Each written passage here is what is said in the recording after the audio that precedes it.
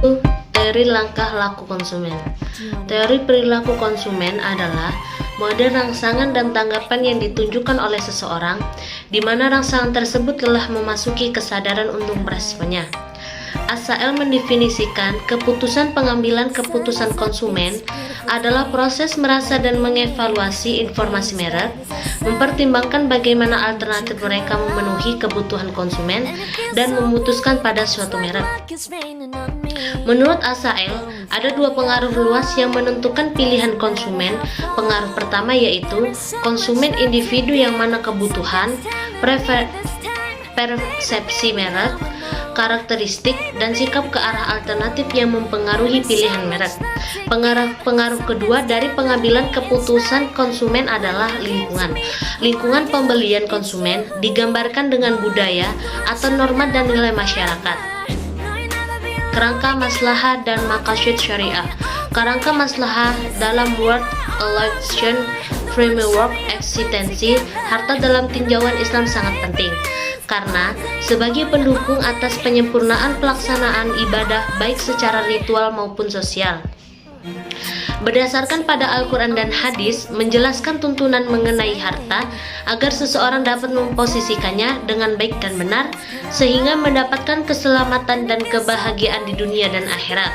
Secara keseluruhan, konsep maslahah pada World Election Framework ini dibagi menjadi dua kegiatan, yaitu internal dan eksternal. Dari sisi internal, berkaitan dengan bagaimana cara mengelola harta yang ada dilihat dari sisi pemiliknya. Apabila ia memiliki nilai-nilai yang dijadikan sebagai pedoman hidup atau Al-Quran dan hadis, maka akan diamalkan pada pengelolaan harta yang dimiliki. Sedangkan sisi eksternal, di luar kehendak pemilik harta dan berkaitan dengan lingkungan, yang mana tujuan akhirnya berupa menjalankan konsep maqasid syariah. Islam mengajarkan agar setiap manusia menyadari bahwa pemilik yang sebenarnya terhadap segala sesuatu yang di langit maupun di muka bumi, termasuk harta yang diperoleh oleh setiap manusia, bahkan diri manusia itu sendiri adalah Allah Subhanahu wa Ta'ala. Kepemilikan manusia terhadap harta bendanya hanya bersifat relatif, sebatas hak pakai. Konsumsi memiliki urgensi yang sangat besar dalam setiap perekonomian, karena tiada kehidupan bagi manusia tanpa konsumsi. Penurunan utilitas marginal tidak selamanya berlaku pada masalah. Masalah dalam konsumsi tidak seluruhnya langsung dapat dirasakan, terutama masalah akhirat atau berkah.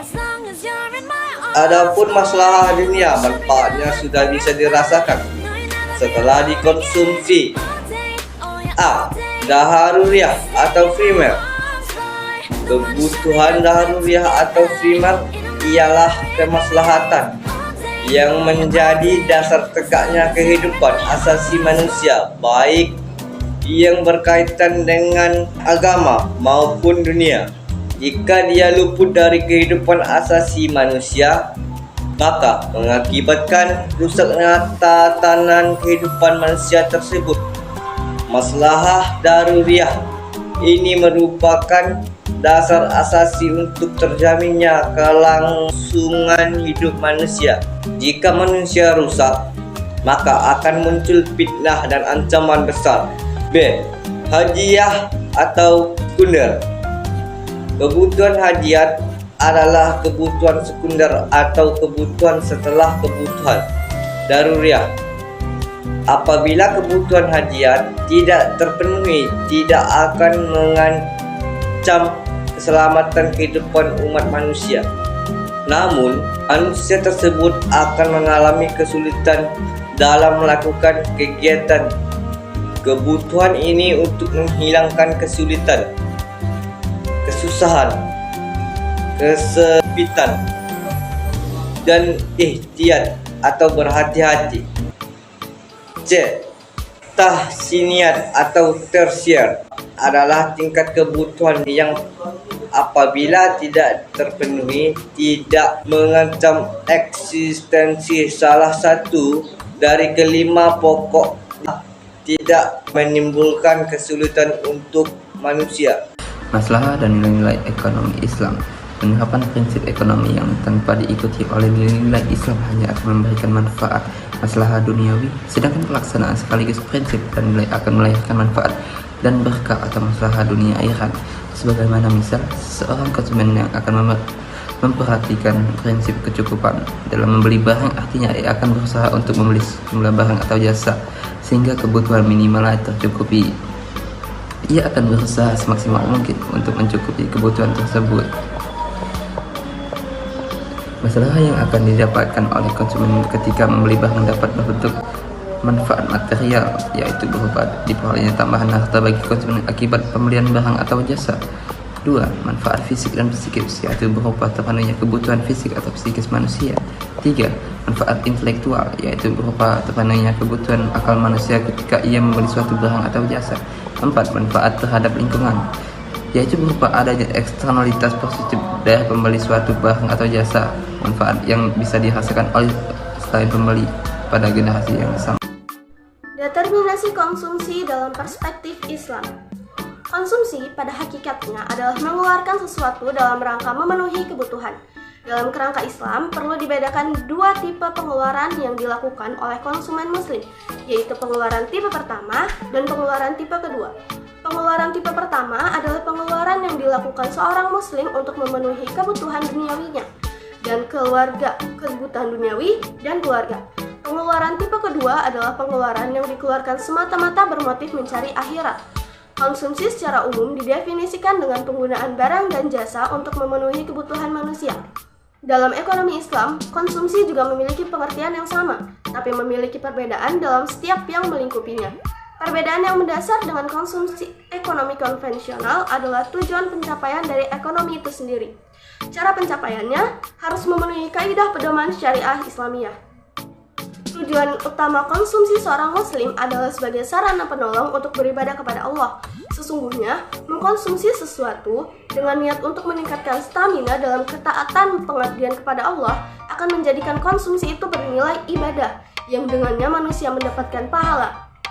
Berdasarkan pada Al-Quran dan hadis menjelaskan tuntunan mengenai harta, agar seseorang dapat memposisikannya dengan baik dan benar, sehingga mendapatkan keselamatan dan kebahagiaan di dunia dan akhirat.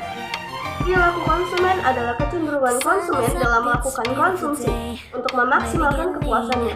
Dengan kata lain, perilaku konsumen adalah tingkah laku dari konsumen, di mana mereka dapat mengilustrasikan pencarian untuk membeli, menggunakan, mengevaluasi, dan memperbaiki suatu produk dan jasa mereka. Urgensi konsumsi. Dalam sistem perekonomian, konsumsi memainkan peranan penting. Adanya konsumsi akan mendorong terjadinya produksi atau pembuatan produk dan distribusi atau penyaluran produk. Dengan demikian, akan menggerakkan roda-roda perekonomian. A. Fungsi kesejahteraan atau maximizer dan utilitas oleh Imam Al-Ghazali.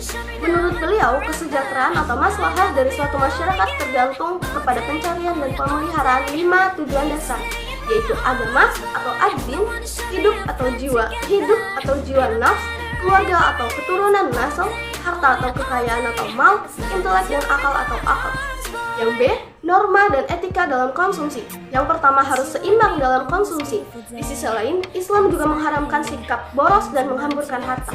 Yang kedua, membelanjakan harta pada bentuk yang dihalalkan dan dengan cara yang baik. 3. Larangan bersikap israf atau royal dan tabzir atau sia-sia. Batasan konsumsi dalam syariah. Dalam Islam, keimanan sangat mempengaruhi sifat, kuantitas, dan kualitas konsumsi baik dalam bentuk material maupun spiritual. Dalam konteks inilah kita dapat berbicara tentang bentuk-bentuk halal dan haram. Pelarangan terhadap israf, pelarangan terhadap bermewah-mewahan dan bermegah-megahan, konsumsi sosial dan aspek-aspek normatif lainnya.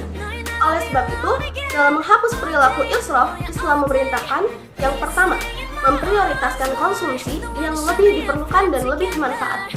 Yang kedua, menjauhkan konsumsi yang berlebih-lebihan untuk semua jenis komoditi. Sekian presentasi dari kami akhiri. Wassalamualaikum warahmatullahi wabarakatuh. Everything in my day, I love the way you know my heart.